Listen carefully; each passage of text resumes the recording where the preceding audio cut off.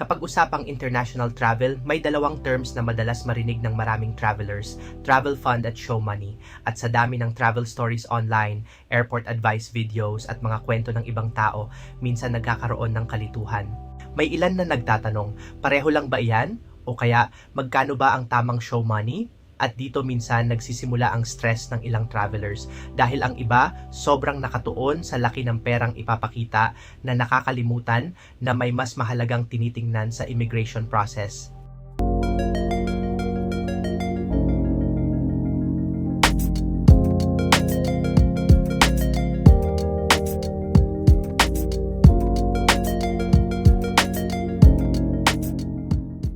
Kaya sa episode na ito, pag-usapan natin ang totoong pagkakaiba ng travel fund at show money at alin ba talaga ang mas mahalaga. Unang dapat maintindihan, magkaiba ang travel fund at ang tinatawag ng marami na show money.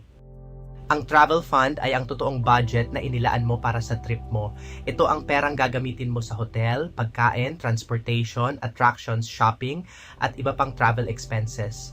Sa madaling salita, ito ang aktual na perang nakaplano para suportahan ang biyahe mo.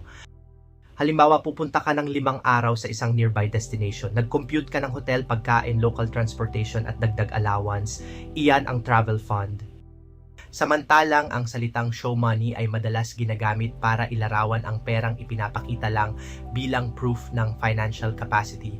At dito minsan, nagiging komplikado ang usapan.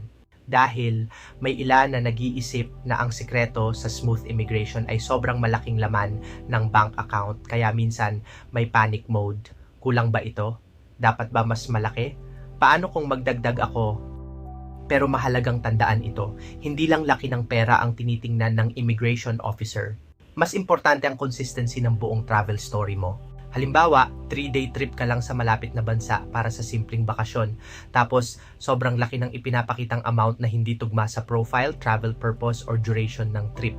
Posibleng magkaroon ng tanong, hindi dahil masama ang maraming pera, ang concern ay kung realistic ba ang kabuuang picture.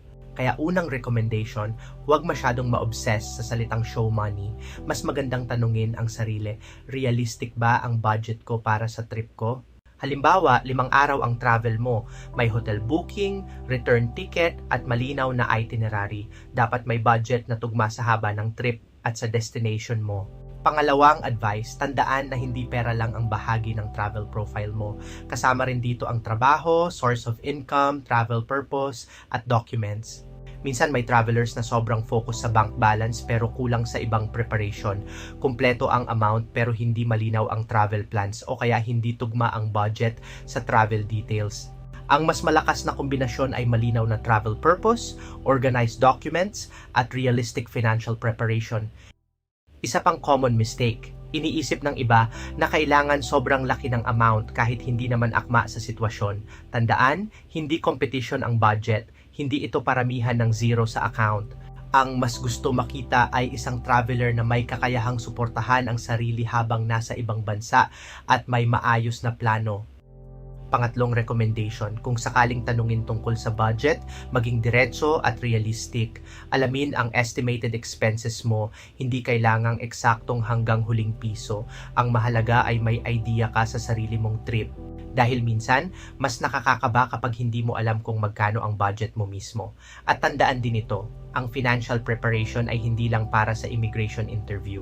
Para rin ito sa sarili mong peace of mind habang nasa biyahe. Bilang huling paalala, ang tunay na mensaheng dapat nating laging tandaan, ang travel fund ay totoong perang inilaan para sa trip.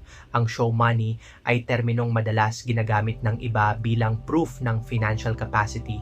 Pero sa airport, hindi lang pera ang tinitingnan. Mas mahalaga pa rin ang consistency ng buong travel story.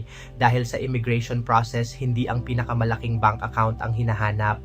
Ang gusto nilang makita ay isang traveler na may malinaw na plano, realistic na budget, at kakayahang suportahan ang sariling biyahe mula simula hanggang pag-uwi.